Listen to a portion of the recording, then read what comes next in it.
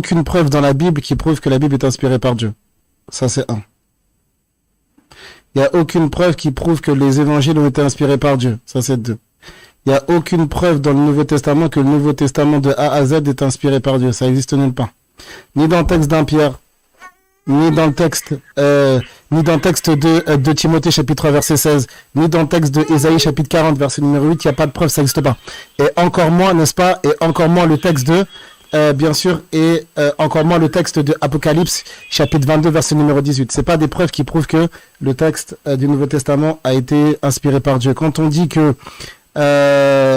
n'est-ce pas, que aucune prophétie ne peut faire l'objet d'une interprétation particulière, mais que c'est parce que, enfin, dans le sens que c'est parce qu'il y a des gens qui ont été poussés par l'esprit, ça prouve pas que c'est les auteurs du Nouveau Testament, jamais.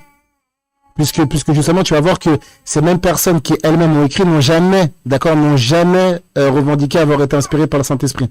Quand tu vas regarder, par exemple, les auteurs des 4 évangiles, il y en a aucun qui dit qu'il a été inspiré par le Saint-Esprit. Et je pense que l'exemple le plus probant, c'est l'exemple de Luc, d'accord, l'exemple de Luc dans l'évangile qui porte ce nom, donc l'évangile selon Luc, chapitre 1, verset numéro 1 à 3.